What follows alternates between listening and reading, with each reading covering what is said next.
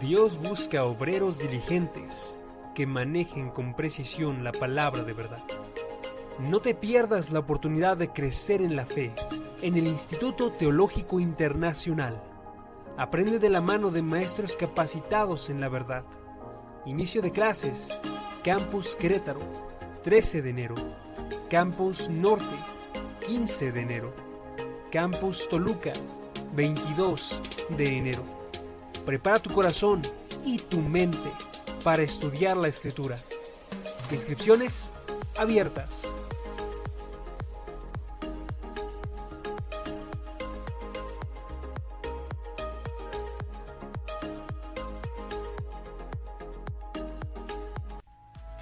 Ya disponible. Mujeres Extraordinarias de la Biblia. Primera y segunda temporada. Descubre junto a Beri Bermúdez la gracia de Dios en la vida de las mujeres de la Biblia. Aprende a ser una mujer conforme al corazón de Dios. En la vida de mujeres como Esther, mujer de influencia. Priscila, colaboradora con Cristo. Raquel, Dios acordó de ella y más. 40 conferencias en formato USB por Beri Bermúdez. Hola querida familia, queremos darle las gracias, mi esposa Marta y yo, por habernos acompañado en este pasado seminario de matrimonios tan hermoso que tuvimos en el año 2021 en la preciosísima Riviera Maya. Estamos seguros que todos ustedes tuvieron un refrigerio maravilloso mediante la fortaleza espiritual que nos da siempre las Sagradas Escrituras.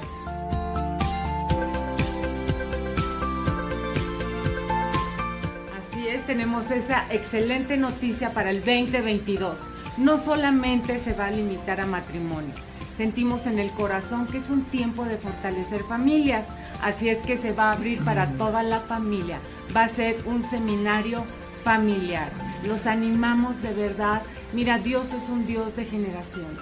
Y los tiempos que estamos viviendo es un tiempo de unidad. Y la unidad empieza en la familia. Así es que anima a tus hijos, a tus hijas, empieces a organizar y nos vemos en el 2022. ¡Los esperamos!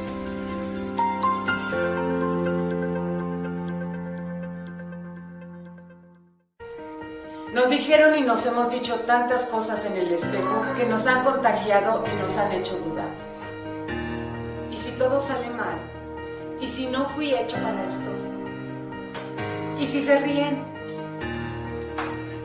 ¿Y si fallo? ¿Y si me vuelvo a equivocar? Nos hemos creído que no podemos tenerlo todo, que para ser humildes no podemos buscar mejorar. Todos pueden perseguir sus sueños menos tú, porque eso te tocó vivir. Perdemos nuestra identidad. Las cosas no tienen que ser blanco y negro. Cada una tiene su diseño original. Somos diferentes. ¿Por qué seguir tratando de encajar? ¿Por qué creerle al miedo, a la vergüenza y al fracaso?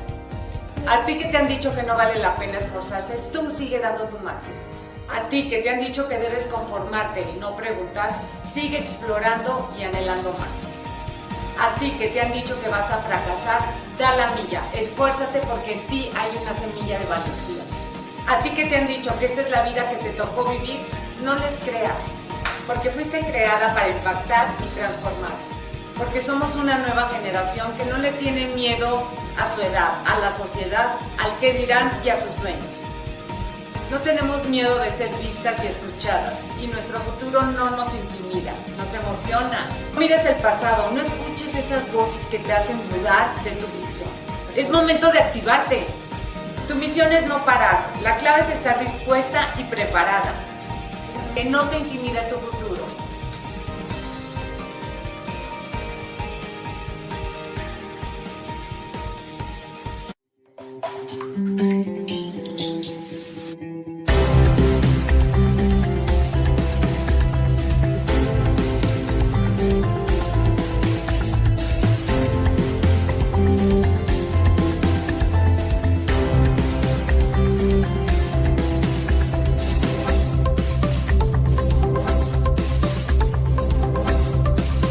Vamos a tratar un tema en esta mañana titulado La fábrica de ídolos. La fábrica de ídolos. Abran su Biblia en el libro del Éxodo, capítulo 20, versículo del 1 al 4. Tengamos en cuenta lo siguiente: este es el primer mandamiento del decálogo o de los 10 mandamientos. Y siempre que Dios dice, busca, ¿qué? Primero el reino de Dios y su justicia, y lo demás te será dado por añadidura. El hecho que este mandamiento sea el primero implica ya de por medio la naturaleza de su importancia y la profundidad de su conocimiento que vamos a descubrir en esta mañana. Y habló Dios todas estas palabras diciendo: yo soy Jehová tu Dios, que te saqué de la tierra de Egipto, de casa de servidumbre. No tendrás dioses ajenos delante de mí. No te harás imagen ni ninguna semejanza de lo que esté arriba en el cielo, ni abajo en la tierra, ni en las aguas debajo de la tierra. No te inclinarás a ellas ni las honrarás, porque yo soy Jehová tu Dios, fuerte, celoso, que visito la maldad de los padres sobre los hijos hasta la tercera y cuarta generación de los que me aborrecen, y hago misericordia a millares, y los que me aman y guardan mis mandamientos. Es increíble que la mayor parte de las personas todavía, de que esto se escribió hace cientos de siglos, sigan creyendo que un ídolo es nada más una estatua o algo que tenemos ahí fabricado en la casa. Y aunque es verdad que estos son ídolos, esto es mucho más profundo de lo que nos podemos imaginar. Y vamos a comenzar a profundizar en esto de una forma maravillosa, con la ayuda, desde luego, del Espíritu de Dios. Es increíble que después de que empezó la crisis económica mundial, a mediados del 2008, cuando cayó la bolsa de valores 777 puntos, se comenzó a producir la serie de suicidios, una serie trágica de suicidios de personas que habían sido no millonarias, billonarias y trillonarias. Escuchen esto: el director financiero de Freddie Mac, de la Federal Home Loan Mortgage Corporation, se ahorcó en su sótano. El director general de Sheldon Good, compañía de subastas inmobiliarias de Estados Unidos, se pegó un tiro en la cabeza sentado detrás de su carro Jaguar deportivo rojo.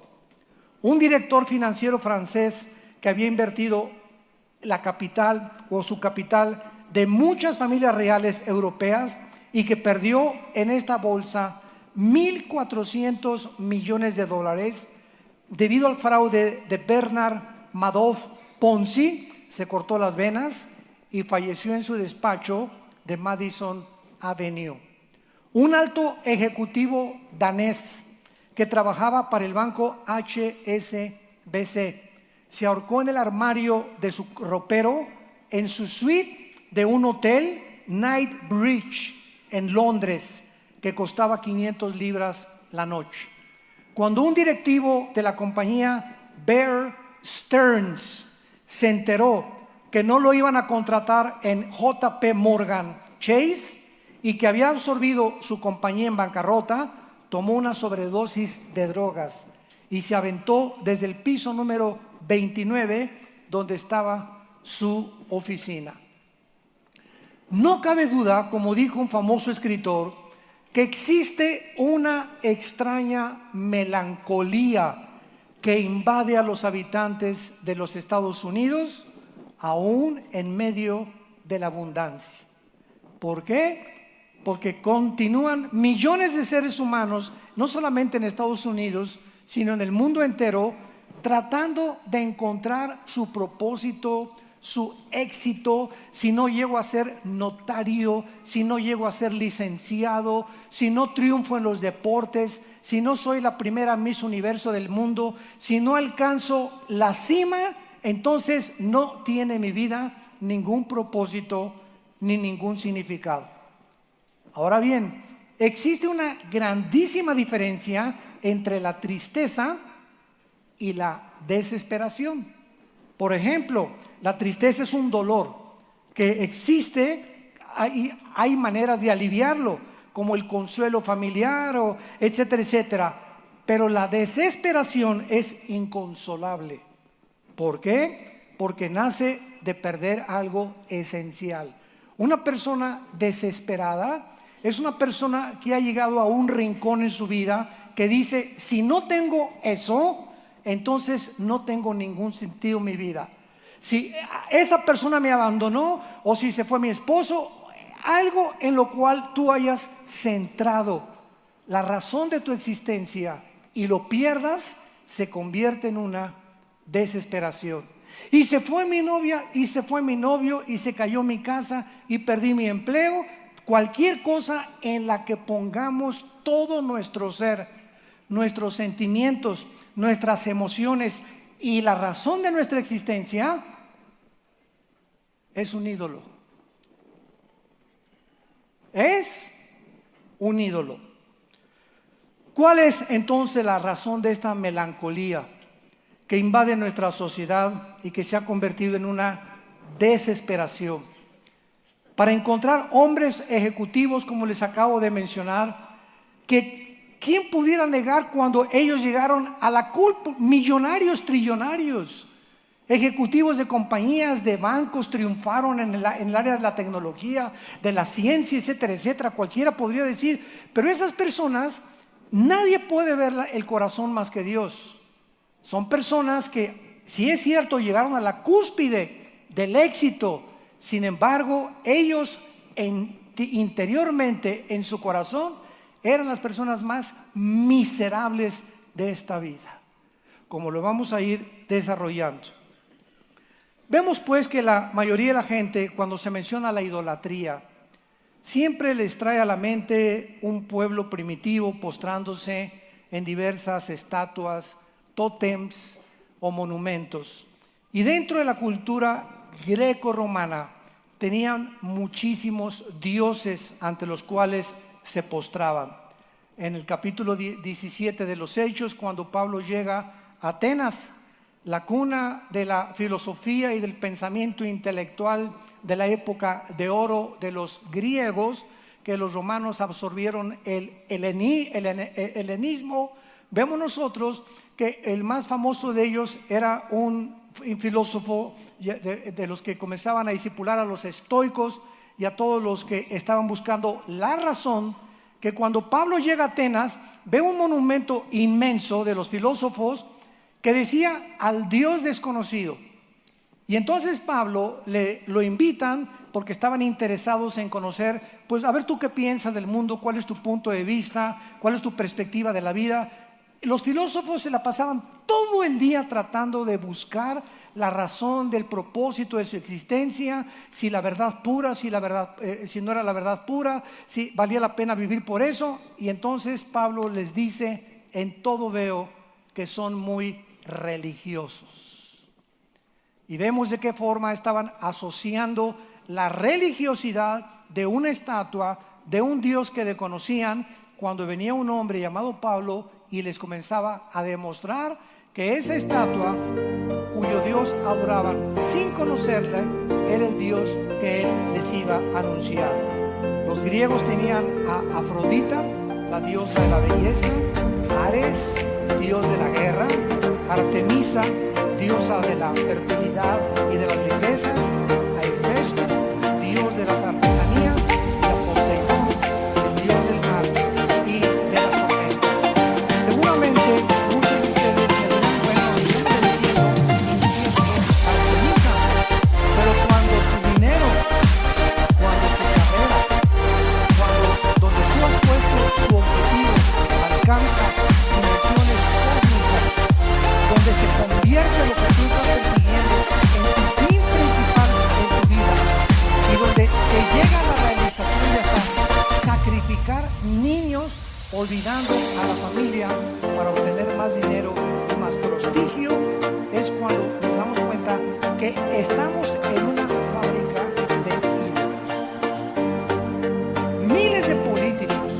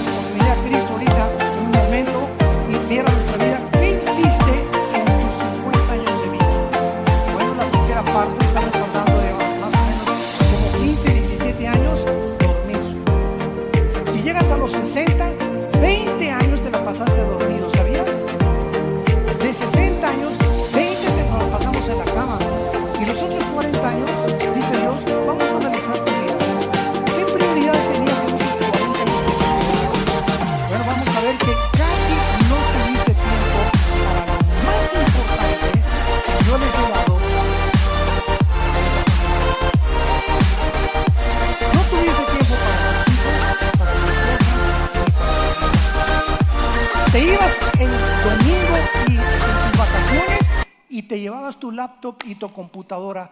Ni siquiera dejabas de trabajar en tus vacaciones, porque hiciste de tu trabajo un ídolo. Volcaste todo en eso completamente e hiciste a un lado lo más importante que yo te quería dar. Veamos nosotros que esta gran catástrofe económica del 2008 dejó al descubierto lo que se denomina la cultura de la codicia. La Biblia menciona en Colosenses capítulo 3, versículo 5, que la codicia es idolatría. Dice Colosenses 3, 5, hagan morir lo terrenal en vosotros: fornicación, impurez, pasiones desordenadas, malos deseos y avaricia, que es idolatría. Todos estos grandes ejecutivos que les acabo de mencionar, que llegaron supuestamente a la cumbre, a la cúspide del éxito, de la belleza, del deporte o lo que ustedes quieran, eran idólatras. Eran personas que precisamente por no entender que lo más importante en la vida es que nuestra vida tiene que girar alrededor de un eje. No puede ser el trabajo, no puede ser mi hijo, no puede ser mi esposa, no puede ser mi carrera, no puede haber nada alrededor de lo cual mi vida gire si no es Dios. Cualquier otra cosa en la cual nosotros estemos poniendo como el eje central de nuestra vida es un ídolo. Y esta es la razón por la cual lo vamos a ver al final con la vida de Abraham, por lo cual Dios nos manda que no tengamos ningún otro pensamiento, lo que se llama imagen en el hebreo, ninguna otra imagen de negocios o de esto o del deporte o de aquello, nada en mi mente, ninguna imagen que pueda llegar a controlarme, donde yo me centre completamente, que no sea Él. Y muchos preguntaríamos, ¿verdad? En este momento, como yo me hice esa pregunta hace muchos años, bueno, ¿qué será Dios un ególatra? ¿Por qué solamente quiere que Él sea el único en el cual yo centre mi vida y gire mi vida? Soy médico, no hay ningún problema que seas médico, pero que tu carrera médica gire alrededor de Él. ¿Quieres ser artista? No hay ningún problema, pero que tu carrera gire alrededor de Él. ¿Quieres ser deportista y quieres llegar a formar parte de la selección mexicana? No hay ningún problema, pero que tu deporte no se convierta ni tu carrera en el centro donde gira tu vida, sino que sea Dios. No importa lo que hagamos en la vida, mientras Él sea el centro alrededor del cual todo está centrado. Si no es Él alrededor de lo cual mi vida está girando, voy a llegar algún día a la desesperación y te vas a quitar la vida. O vas a perder completamente de vista que hay cosas más importantes que lo que nosotros nos imaginábamos que podíamos tener. La mayor parte de las personas, repito, piensan que los ídolos son estatuas físicas o la estrella pop del momento. Sin embargo, la adoración interna de los ídolos es la que se rinde dentro de nuestras emociones y nuestros sentimientos. ¿Por qué? Porque incluso podemos convertir nuestra propia vida y nuestra carrera en un ídolo. Vean, por ejemplo, los ejemplos que les quiero mostrar. ¿Cuántos jugadores de diversos equipos de béisbol, de fútbol o tenistas, en un intento de jugar mejor que sus oponentes, llegan a comenzar a usar esteroides y drogas? Porque quieren ser los mejores. Hubo una tenista que fue campeona mundial del tenis, Steffi Graf. Y ella, cuando ganó y llegó a los 45, 50 años de edad, comenzó a contarle a la gente que la rodeaba que era la persona más miserable del mundo. Y le preguntaban, oye, pero tú fuiste campeona de tenis. Entro a tu casa y tienes 15 trofeos de la mejor tenista del mundo. Y además tienes millones de dólares. Y ella contestó y dijo, sí, pero ya no puedo seguir jugando. Era mi adrenalina, era lo que me daba propósito para vivir. Ahora soy la persona más miserable y más vacía de la vida, porque ella convirtió el tenis en su ídolo, en el centro donde giraba su vida. Y cuando ya no pudo jugar tenis, cuando un futbolista de soccer o de beisbolista llegan a los 30, 35, 40 años de edad, o cuando un torero llega a una edad en la que ya no puede seguir toreando, o cuando un político ya llegó a la presidencia y alcanzó la presidencia y acaba a los 50, 55, 60 años su carrera y se da cuenta que después de eso, ¿qué? ¿Ahora qué persigues? Ya tuviste todo. Es que me siento mal porque quiero seguir siendo político, quiero seguir figurando. Y fue lo que dijo también la famosa cantante Madonna cuando la entrevistaron en Nueva York. Madonna dijo lo siguiente: es que para mí, cuando yo entro a un espectáculo, necesito la adrenalina del aplauso y de que yo me sienta como una diosa. Y siempre que regreso a mi camerino en la noche de mi hotel o al cuarto de mi hotel, soy la persona más miserable del mundo, porque me he dado cuenta que no puedo vivir sin el aplauso y la adoración de mis fans. ¿Y ahora ella a qué le tiene miedo? Le preguntó la persona que estaba entrevistándola. Y ella contestó: bueno, tengo 55 años de edad. Ella tiene 55 años de edad actualmente. ¿Qué va a hacer cuando llegues a los 60 y ya no tengas a tus fans?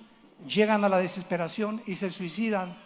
O como Michael Jackson, Elvis Presley y cantidad de artistas o deportistas comienzan a huir de la realidad, uniéndose en el mundo oscuro de las drogas.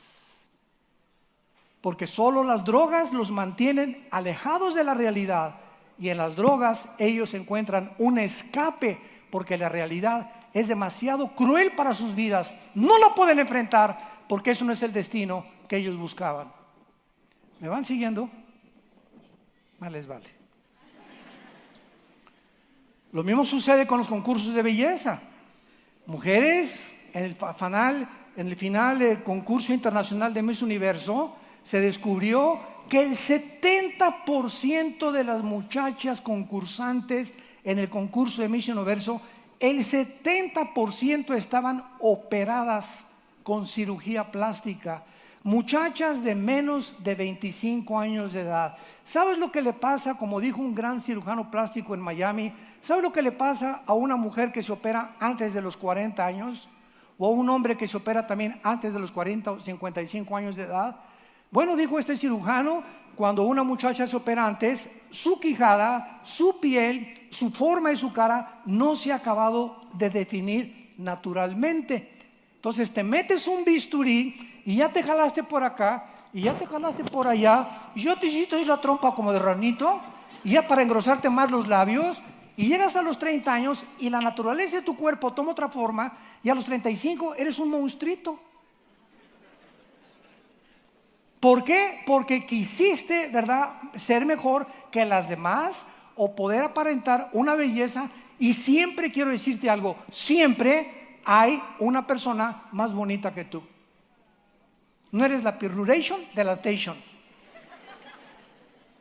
Así que es increíble en lo que el mundo se mete, ¿verdad? En los concursos de belleza se operan de tal manera sus cuerpos para aspirar a ser la mejor. Más tarde descubren las terribles consecuencias de sus cuerpos deformados por el bisturí de un cirujano plástico. Hicieron o quisieron comenzar a poner su cuerpo como un ídolo, donde estaba centrado todo. Si no soy bonita, si no tengo esto, si no alcanzo esto, voy a llegar a la desesperación. Porque este es el propósito que me mantiene. Mientras sienta que soy bonita y soy bella, podré seguir navegando en aguas tranquilas en esta vida. ¿Qué es un ídolo? Es algo que es más importante para nosotros que Dios. Cualquier cosa que cautive nuestro corazón, nuestras imaginaciones, cualquier cosa que busquemos y que creamos que nos está proporcionando más felicidad y más sentido y más propósito que Dios, no tengas ninguna duda de llamarlo un ídolo verdadero.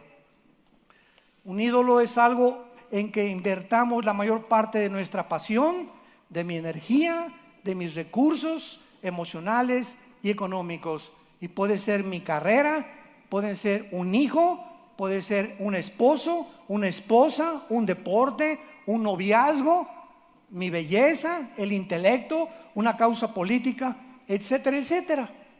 Y lo más interesante de esto es que también hay ídolos intelectuales. Escúchenme, estudiantes de filosofía. Muchas veces estos ídolos intelectuales se llaman ideologías. Permítanme darles el ejemplo de dos ideologías que se convirtieron en ídolos en el siglo XX de la mayor parte de las universidades. Por ejemplo, los europeos a finales del siglo XIX y principios del XX se convencieron de las enseñanzas de un francés filósofo ateo llamado Rousseau. Y este hombre, Rousseau, propugnó esta ideología. La bondad, escribió, innata de la naturaleza humana es que nuestros problemas sociales son el resultado de una educación y una socialización equivocada. Rousseau comenzó a enseñar de que el problema del ser humano y las guerras y por lo que hay crímenes y delincuentes es que se necesita más educación. Y si comenzamos a educar mucho mejor a la gente y adaptarla a la sociedad donde la gente vive, entonces eso se va a terminar. Sin embargo, la Segunda Guerra Mundial, la Primera Guerra Mundial, perdón, y la Segunda, hizo pedazos este espejismo. ¿Por qué? Porque nos dimos cuenta que en estas dos guerras, ¿quiénes fueron las más grandes víctimas principalmente de la Segunda Guerra Mundial? 85 millones de alemanes, damas y caballeros. No estoy hablando de 85 millones de alemanes indígenas, incultos o desleídos y desletrados, como decía Cantinflas. Estoy hablando de 85 millones de alemanes licenciados, abogados, astrofísicos, cultos, médicos, que creyeron la mentira de Hitler y de los nazis, de que iba a ser la mejor nación del mundo y que iban a mejorar las cosas y que su sentido de orgullo, que había sido aplastado en la Primera Guerra Mundial, iba otra vez a resucitar. Y ellos al final de la guerra se dieron cuenta y dijeron: ¿a quién hicimos un ídolo? A una ideología llamada el nazismo. Más de 7-8 millones de seres humanos asesinados en aras de un loco psicópata en busca de una raza superior. Y hicieron un ídolo completamente de la ideología de los nazis. Y así pasó con Mao, con el comunismo, y así pasó con Mussolini, con el fascismo. Ideologías que comenzaron a adorarlas y creyendo que eran dioses el nazismo. El nazismo va a ser la respuesta al mundo, el comunismo va a ser la respuesta al mundo, no es el fascismo. Y estas ideologías acabaron completamente con millones de seres humanos. Ideologías de ídolos que comenzaron a fabricarse los filósofos. Y ahora, ¿cuál es el más grande ídolo del siglo XXI que venimos arrastrando desde el siglo XX? El ídolo del darwinianismo. La postulación que hizo Carlos Darwin, que venimos de los animales, se ha convertido en uno de los ídolos más grandes de nuestra cultura. Mi esposa y yo estuvimos en Londres, en el Museo Nacional de Historia, y al entrar al Museo Nacional de Historia de Londres, en el primer piso, todo el primer piso está dedicado a la evolución. Y desde que entras al Museo Nacional de Historia de Londres, encuentras, bueno, hace 5 billones de años se pone una calavera, parecía la calavera de una rana. ¿Qué de un ser humano? Y pasaron 2 millones y otra calavera, y otra calavera, y otra calavera, y dicen que así fuimos evolucionando nosotros. Es increíble que en una nación tan civilizada como Londres, como Francia, como el Reino Unido, Alemania, etcétera, etcétera, en las universidades, en Harvard, Princeton, Yale, Oxford, sigan enseñando que venimos de los animales. Se ha convertido el darwinianismo en un ídolo. Nadie quiere aceptar la verdad, que es una verdad anticientífica, que no se puede demostrar ni biológica, ni física, ni tampoco genéticamente. La misma ciencia contradice que vengamos de los animales. Desde que en 1954 el doctor Watson Crick descubrió la hélice del ADN, del ácido desoxirribonucleico. pero es un ídolo en las universidades y se adora a la ideología darwiniana como si realmente nosotros tenemos nuestra ascendencia en los animales. Como le dije a un maestro de la universidad, no se enojen ustedes cuando los estudiantes se vuelven como animales, porque ustedes les han enseñado a portarse como changos. Vemos nosotros esta tendencia a la idolatría en el deporte, en la política, en las ideas y en la filosofía. ¿Y cómo es posible, verdad, que muchas veces tú puedas preguntarte? Esa es una conclusión que yo he llegado. Una muchacha es bonita, tiene 18, 20, 25 años de edad. ¿Y cómo es posible que el deseo de su corazón pueda convertirse en el final de su propia destrucción?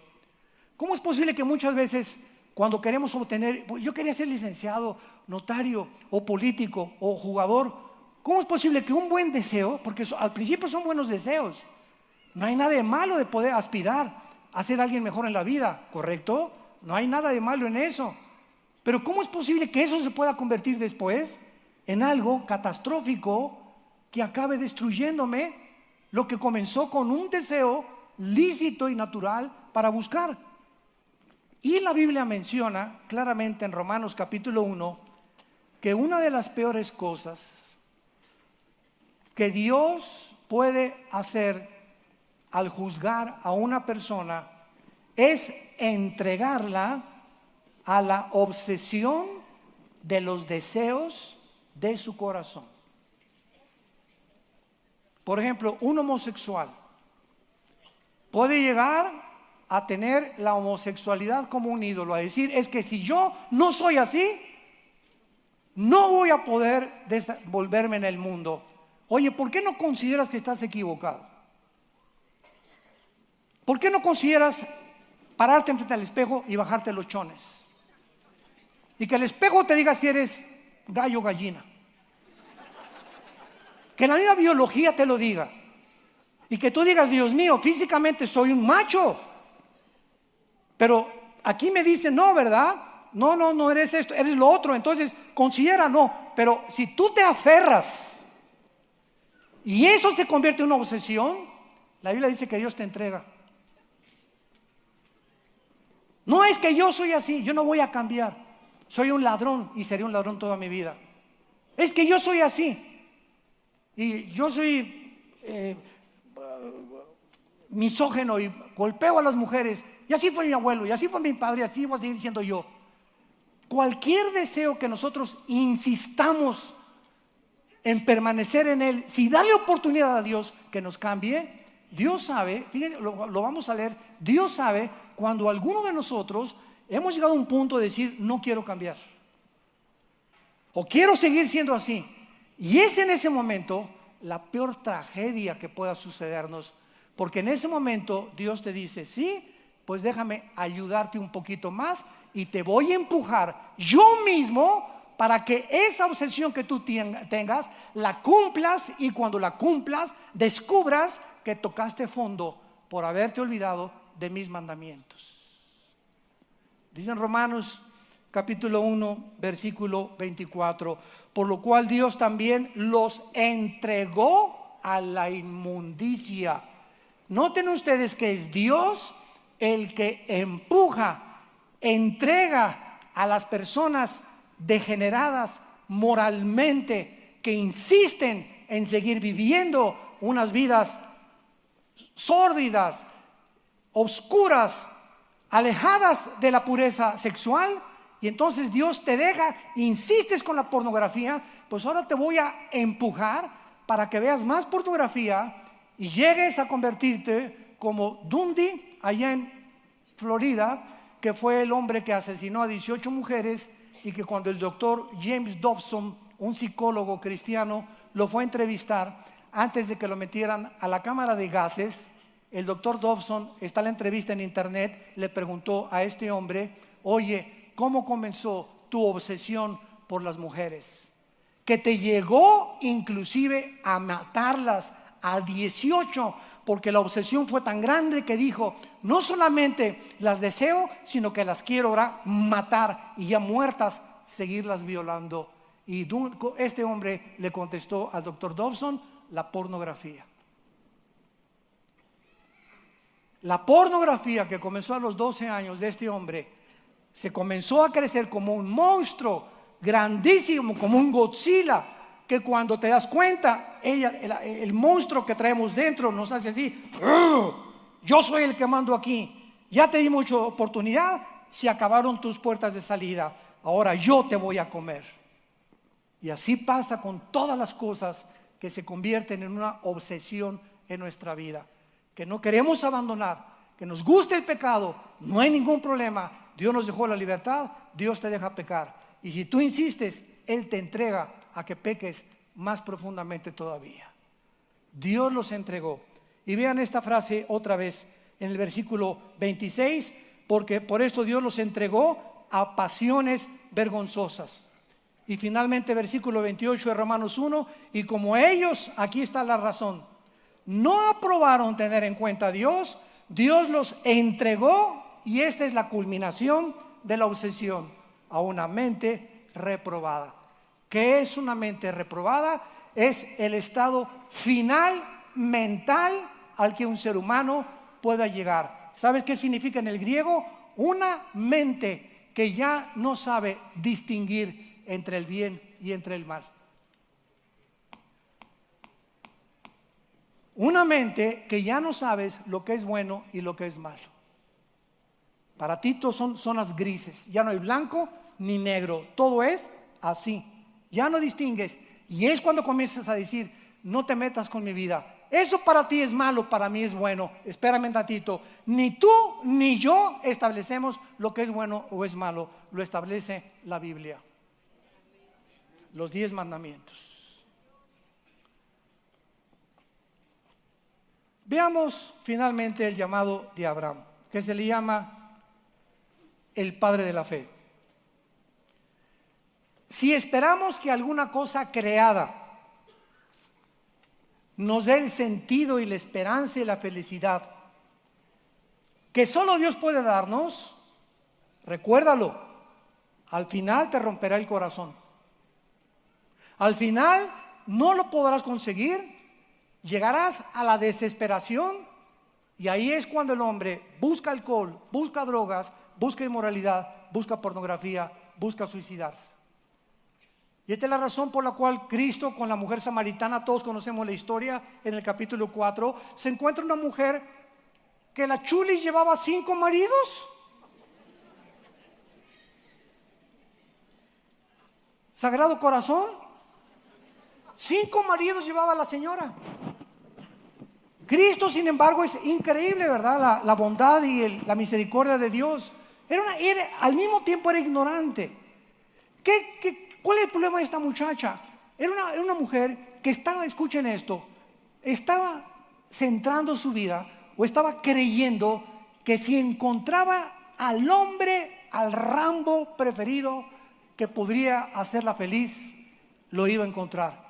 Y buscó a Pancho Pistolas, buscó a Carlos, buscó a Pencho, buscó a fulano de tal, al Pirroration, buscó a todos, y con todos fracasó, porque ella era una mujer como muchas mujeres que están creyendo que existe el hombre perfecto. Y buscan uno, o hombres también que llevan 3 o 4 mujeres, artistas, deportistas, porque siempre están buscando, hay alguien mejor, hay alguien más guapo, hay alguien más rico, alguien más bonita, alguien no está tan gordita, encuentro muchas mejores, y además si tengo el dinero y el poder y la influencia, ¿por qué no me voy a dar ese gusto? Dicen muchos rabo verdes.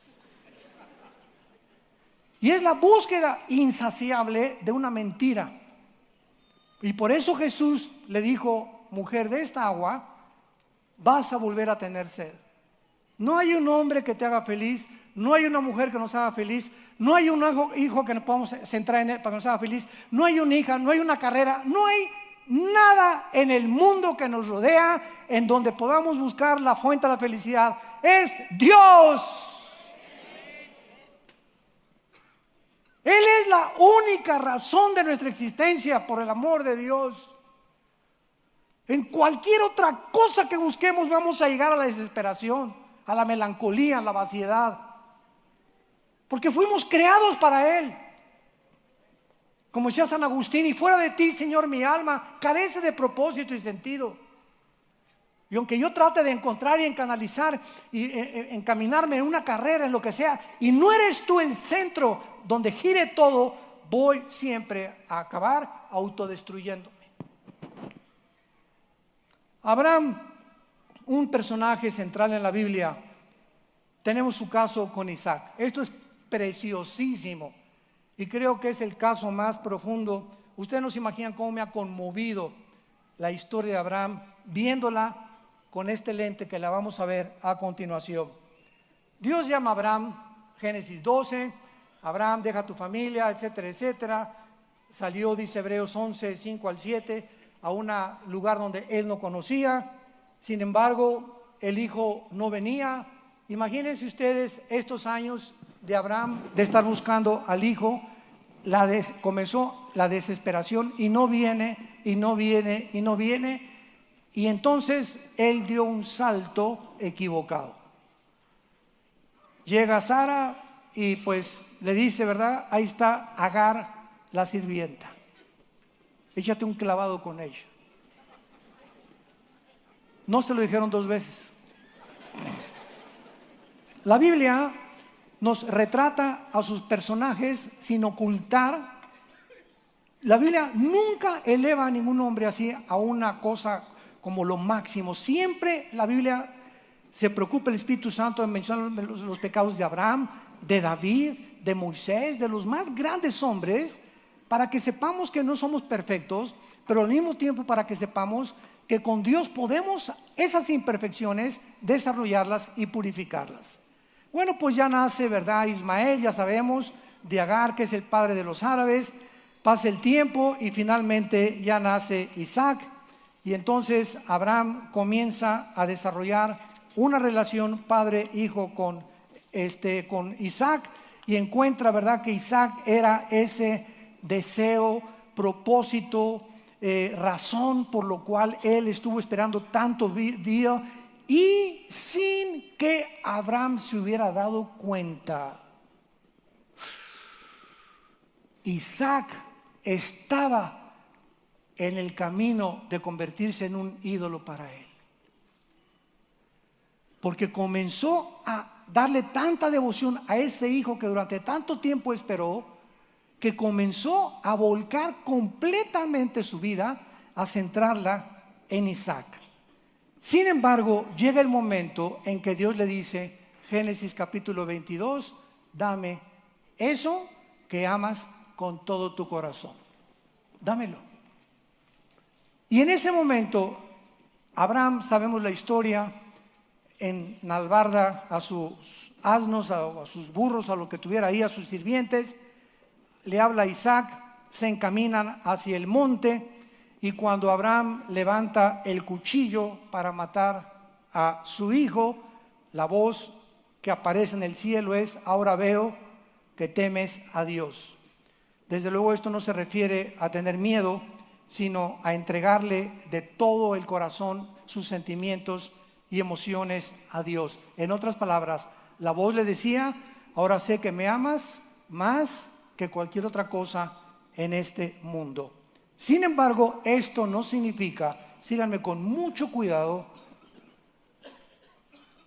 esto no significa que Dios intentaba averiguar que Abraham le amaba, porque Él conoce las intenciones del corazón.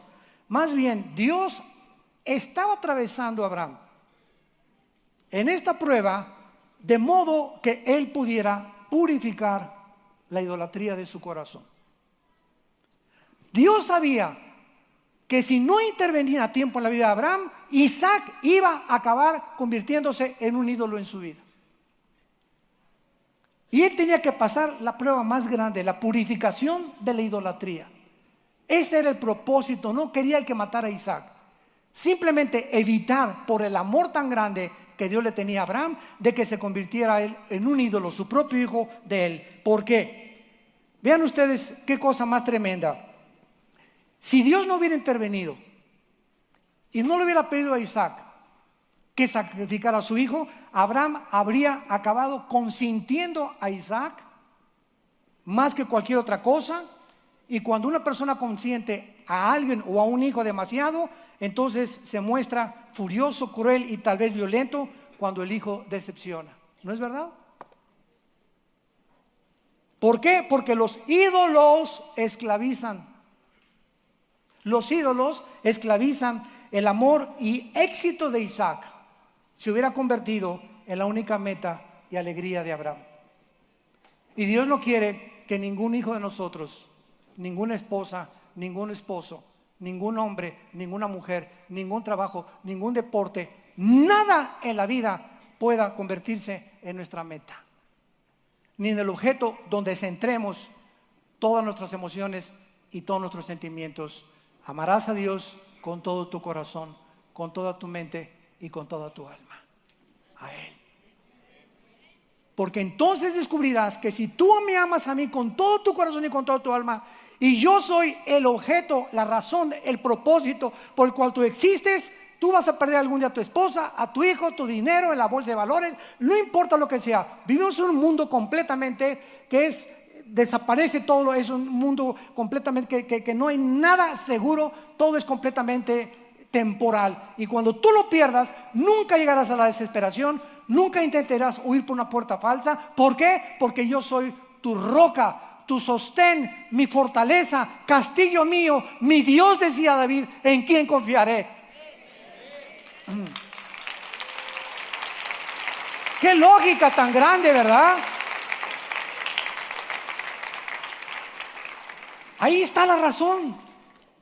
Ahí está la razón. Yo me preguntaba muchas veces, ¿por qué Dios quiere que Él sea el centro? ¿No será un ególatra ese Dios que estamos adorando?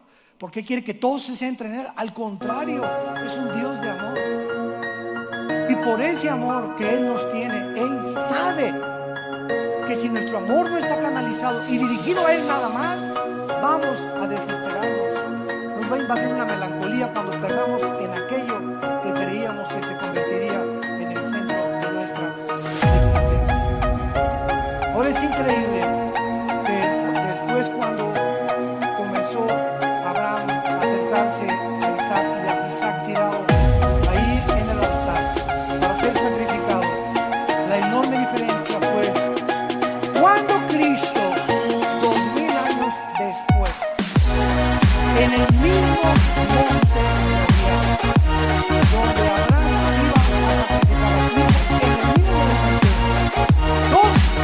2000 años después, Jesús gritó: Dios mío, ¿por qué me has desamparado? Y ahí no hubo una voz que le contestara y que pidiera por nosotros. Nadie le contestó a Jesús. En lugar de esto, el Padre pagó el precio con su silencio.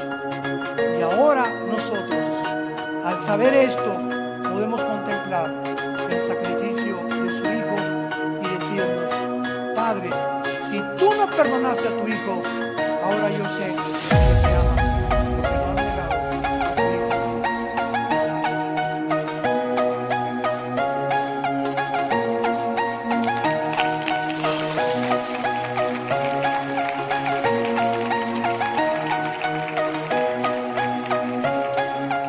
Dos mil años antes, ahora veo que temes a Dios, o cuando estuviste dispuesto a sacrificar a tu Hijo.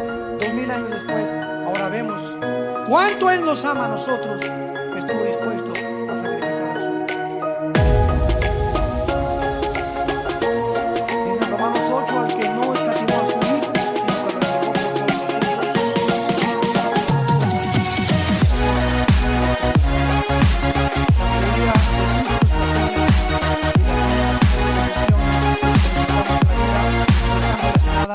con nuestros Isaacs, con nuestros ídolos falsos, en quien estamos tratando de encontrar la razón y el propósito de nuestra vida, de nuestra felicidad, de nuestro sentido y de nuestra razón para poder vivir. Veo que me llamas, es lo que podemos decir: oh Dios, como dijo Abraham, a vivir mi vida sin algo que yo pensaba de lo que podía prescindir. Pero si te tengo a ti y poseo la única riqueza, salud y amor, honor y seguridad que realmente necesito, nunca te perderé. Entonces no tengamos miedo cuando perdamos algo en esta vida, porque si es el centro de tu vida, te hundes junto con lo que perdiste. Recuerdo hace muchos años aquí en Satélite, estaba dando un estudio bíblico en una casa de una señora muy rica, y recuerdo que cuando yo iba entrando al estudio tenía un jarrón chino como de ese tamaño que le había costado en aquel tiempo, me dijo, como $25,000. Y cuando yo entré, un gato brincó y lo tumbó. ¿Saben ustedes que después de que la señora vio que se cayó el jarrón chino, vino la ambulancia por ella? Le tuvieron que proporcionar oxígeno. Le dieron 2 ataques al corazón en menos de una semana, porque ella no podía creer que había el gato destruido su jarrón chino. Es increíble que esta señora tuviera tanta obsesión y tanto apego a un objeto común y corriente, que estaba dispuesta a perder su salud por él. Increíble. Ya se imaginarán que cuando se sanó lo que le fui a decir a su casa. Ella ya no existe, ella murió hace algunos años, pero recuerdo, ¿verdad?, que cuando la fuimos a visitar al hospital, le decía a su casa, fue lo que le dije: usted, señora, había hecho de un jarrón un ídolo en su corazón. Y cuando ese ídolo desapareció, me dijo, ¿pero por qué un ídolo? Porque demostró que cuando usted lo perdió, estaba dispuesta usted o a punto de perder su propia vida por él. Le causó tanto dolor que estuvo a punto de perder su vida por algo que había perdido. Toda esta lista de hombres millonarios que les mencioné tenían tanto puesta su vida y centrado sus vidas en el dinero, que cuando perdieron todo por lo cual habían vivido y trabajado y entregado, desapareció, su vida no tenía propósito ni sentido para seguir viviendo. Gracias a Dios que Pablo dijo, ¿verdad? Filipenses 4, porque estoy acostumbrado a vivir sin tener nada y tener en abundancia. Dios quiere que nosotros sepamos que sí, con dinero o sin dinero, no es el dinero ni lo que tenemos el centro por lo cual estamos contentos y felices. Y cuando nos da dinero, que no pongamos todo nuestro corazón en ese dinero, porque Dios les hace como polilla, como lo hizo con estos millonarios, lo más apreciado del ser humano. Aprendamos a que sin tener dinero y teniendo dinero, todo lo podemos en Cristo que nos fortalece. Él es nuestra roca, Él es nuestra sustancia, Él es nuestro Salvador. Te damos gracias, Señor. Te bendecimos, Jesús, porque tú has sido y serás únicamente el centro total de nuestra adoración. Oh Dios, me amarán con todo mi corazón, dice el Señor. No tengan ídolos delante de ustedes. No tengan nada, absolutamente nada, ya sea objetos o personas, donde centres tu vida. Soy yo, Jehová tu Dios, que te esfuerzo, que te digo no desmayes, estaré contigo todos los días hasta el final de tu vida. Yo soy tu Dios que te esfuerzo. Diré, alma mía, esperanza mía, mi Dios, en quien confiaré. Él te librará del lazo del cazador, no permitirá que tus pies sean atrapados en la red. Sus ángeles acamparán a nuestro alrededor, nunca nos dejará ni nos desamparará. Y por cuanto en Él has puesto tu confianza, dice el Señor, yo también te libraré. Pondré tus pies sobre la roca y te haré conocer los secretos de mi sabiduría. Busquen ante todo sabiduría, más que el oro y que las piedras preciosas. ¿Por qué? Porque si tenemos abundancia de bienes materiales y riquezas, sin la sabiduría de Dios, esas riquezas nos van a corromper, nos van a echar a perder y las vamos a desperdiciar viviendo perdidamente. Pero cuando lo buscamos a Él y nos dé riquezas, sabremos cómo utilizarlas. para su gloria y para su reino. En quien oramos, en el nombre bendito del Hijo de Dios. Amén.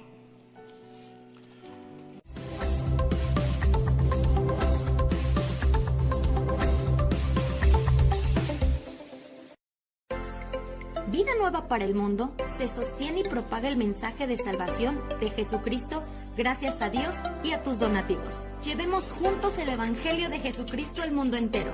Realizamos eventos, seminarios, congresos y diferentes programas para dar a conocer el mensaje de salvación y el poder de nuestro Señor, transformando y edificando vidas de mujeres, hombres, niños alrededor del mundo. ¿Qué pasa cuando decides hacer tu donativo? Aunque no puedas llevar la palabra personalmente a todo el mundo, de esta forma lo estás haciendo. Con tus donativos o aportaciones, estás sembrando y formando parte de lo que Dios está haciendo en su obra. Estás ayudando a traer luz a la oscuridad, paz al conflicto y esperanza a los que no tienen ninguno. Dona desde México.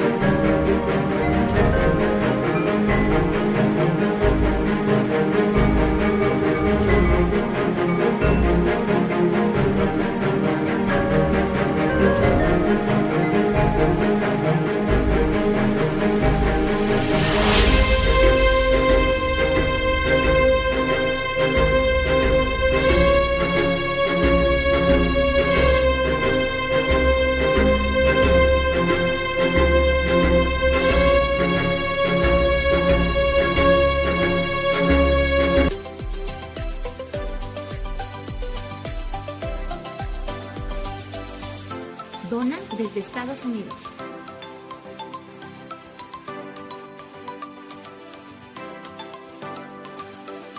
Para el resto de donaciones de otras partes del mundo, www.vidanuevaparelmundo.org.mx/dona.